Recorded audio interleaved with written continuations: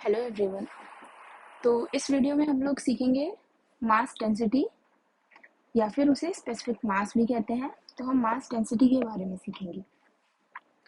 हमारा टॉपिक चल रहा है property of fluids. Last lecture मैंने आपको वेपर प्रेशर एंड कैविटेशन के ऊपर बताया था। इस लेक्चर में हम लोग मास डेंसिटी के बारे में देख रहे हैं। तो इस लेक्चर का हमारा मोटिव है कि हमें मास डेंसिटी, जैसे कि स्पेसिफिक मास भी कहते हैं, अच्छे से समझ में आ जाए। तो जैसा कि आप लोग देख रहे हो कि यहाँ डेफिनेशन लिखी हुई है। अब इस डेफिनेशन को समझने से पहले हमको जनरल मीनिंग क्या होता है, स्पेसिफिक ये जो वर्ड है, ये स्पेसिफिक वर्ड का मीनिंग क्या होता है। तो स्पेसिफिक वर्ड का मीनिंग होता है पर यूनिट क्वांटिटी। लाइक अगर हम कोई भी क्वांटिटी ले लें, कोई भी क्वांटिटी कहीं पे भी, हम जनरल, आपने वर्ड सुना होगा एक स्पेसिफिक ग्रेविटी, है ना, आपने वर्ड सुना होगा स्पेसिफिक ग्रेविटी, है ना। स्पेसिफिक ग्रेविटी क्या होती है? Weight upon per unit weight, per unit of the same quantity. ये आपका क्या है? Weight upon per unit weight. मतलब मैंने एक क्वांटिटी ली वेट, और per unit the same quantity, मतलब पर यूनिट वेट में ही मैंने चेक किया, तो इसको मैंने नाम दे दिया स्पेसिफिक ग्रेविटी। उसी तरह से अभी आगे सीखेंगे what is specific gravity in detail. अभी हम बात कर रहे हैं कि आपका मास डेंसिटी और स्पेसिफिक मास क्या है। तो जैसे कि डेफिनेशन बता रही है, ratio of mass of fluid and its volume, और it is the mass of the fluid which it possesses per unit volume. Simple है क्या? पर यूनिट क्वांटिटी चेक करना है हमको। तो स्पेसिफिक मास या फिर मास डेंसिटी आपका है क्या, कि मास या मास का आपको क्या चेक करना है? Ratio of mass of the fluid to per unit volume. ठीक है। तो ये क्या है जनरल?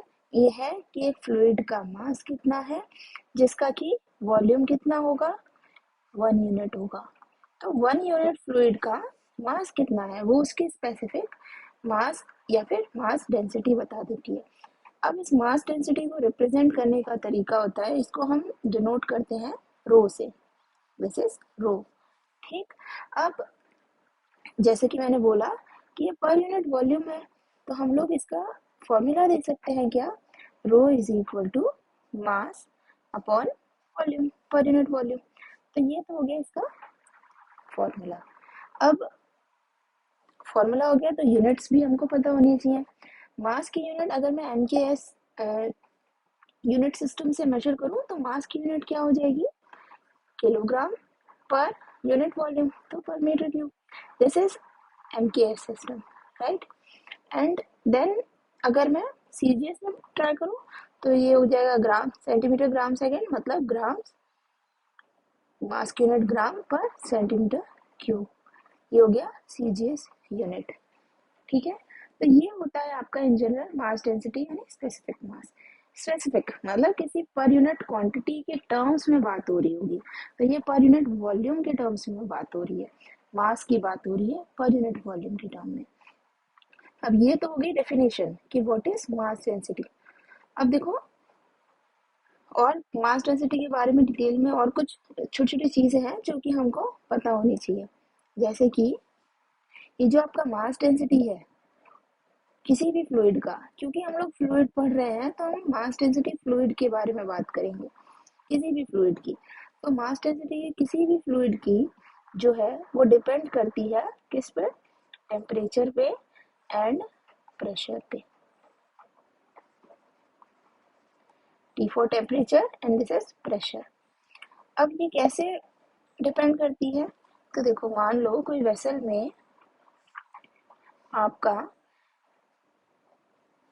कुछ मॉलिक्यूल्स है किसी फ्लूइड के, जैसे ही क्या होगा, टेम्परेचर बढ़ेगा।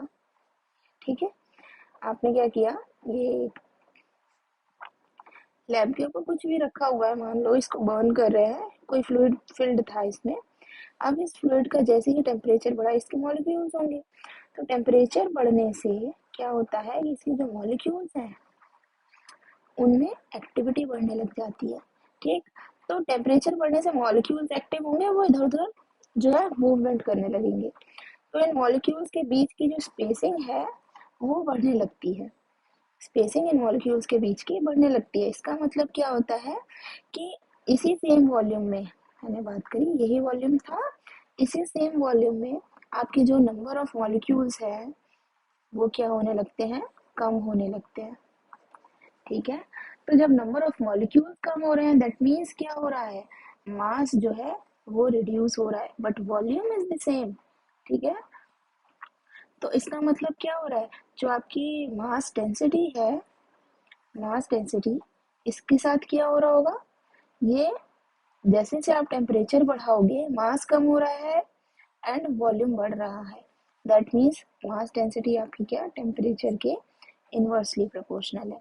टेम्परेचर बढ़ाओगे किसी भी लिक्विड की मास डेंसिटी कम होने लगती है। आपने देखा होगा, आप सबसे अच्छा एक्सपेरिमेंट आप बोल सकते हो ग्लिसरीन। ग्लिसरीन कितना थिक होता है, थिक मतलब क्या, कम वॉल्यूम में ही उसके पास बहुत सारे मॉलिक्यूल्स होते हैं, बहुत कम वॉल्यूम में उसके पास बहुत सारे मॉलिक्यूल्स पैक्ड होते हैं। That's why glycerine is, glycerine की आपके क्या है, मास डेंसिटी ज़्यादा होती है। अब क्या है, उसको गर्म करके देखो, ज़्यादा गर्म नहीं, थोड़ा सा गर्म करके देखो, देखो वो अपने आप ही क्या होने लगता है, बहुत फ्लोई हो जाता है लिक्विड। तो इससे इसका मतलब हमको समझ में आ रहा है क्या, उसकी डेंसिटी कम हो रही है टेम्परेचर बढ़ने से। दूसरी चीज मैंने बोली कि प्रेशर पर भी डिपेंड करता है। अब देखो प्रेशर पर कैसे डिपेंड करता है, अब मान लो same volume of the liquid है, ठीक, अब क्या है हमारे पास, कोई लिक्विड है, इस तरह से फिल्ड है, मैंने क्या किया, एक पिस्टन लगाया, let's say this is the piston. अब इस पिस्टन से क्या किया मैंने, लिक्विड पे प्रेशर लगाना स्टार्ट किया। तो जैसे ही लिक्विड पे प्रेशर लग रहा है, ऑब्वियस सी बात है कि इसके जो मॉलिक्यूल्स होंगे वो और पास पास आते जा रहे हैं। ठीक, क्योंकि इनके बीच में प्रेशर लग रहा है, molecules are forced to compact, है ना, बहुत कॉम्पैक्ट हो रहे हैं। तो जिसकी वजह से क्या हो रहा है, वॉल्यूम जो है, मास देखो सेम है, मास इसमें हम कुछ चेंज नहीं कर रहे हैं, बट वॉल्यूम में क्या हो रहा है, वॉल्यूम रिड्यूस हो रहा है यहाँ पे। जब वॉल्यूम रिड्यूस हो रहा है तो आपके मास डेंसिटी पे क्या इफेक्ट पड़ेगा, आपका ये मास डेंसिटी होता है मास अपॉन वॉल्यूम, मास बढ़ रहा है, वॉल्यूम रिड्यूस हो रहा है, इसका मतलब आपका जैसे जैसे आप प्रेशर बढ़ा रहे हो आपकी मास डेंसिटी भी बढ़ रही है। इसका मतलब मैं इसको सिंपली लिख सकती हूँ कि आपका rho is directly proportional to P, यानी कि प्रेशर। तो एक तो ये चीज हो गई, आपका mass density depends on temperature, mass density depends on pressure. अब हमको स्टैंडर्ड जो कुछ लिक्विड्स हैं, क्योंकि फ्लूइड मैकेनिक्स में आगे पढ़ने होंगे, उनके बारे में पता होना चाहिए। हमारे पास स्टैंडर्ड जो लिक्विड्स है, एक है वाटर का यूज होगा पूरे फ्लूइड में एंड एयर का भी यूज होगा। तो at standard temperature and pressure, at STP standard temperature pressure, आपका जो डेंसिटी ऑफ वाटर है, डेंसिटी ऑफ वाटर ये कितना होता है, ये होता है 999.9 kg पर मीटर क्यूब, जिसको कि हम लोग अप्रोक्सीमेट 1000 kg पर मीटर क्यूब ले लेते हैं, ये 1000 के अप्रोक्सीमेट ही है। और एयर का जो मास डेंसिटी है वो आपका होता है 1.292 kg पर मीटर क्यूब। तो ये दो क्वांटिटीज हैं जो कि आपको हर जगह काम आएंगी, याद रखनी रहेंगी। तो ये चीज होती है आपके मास डेंसिटी। आई होप आप लोग को क्लियर होगा। कोई भी डाउट्स हो आप कमेंट सेक्शन में पूछ सकते हैं। Thank you everyone.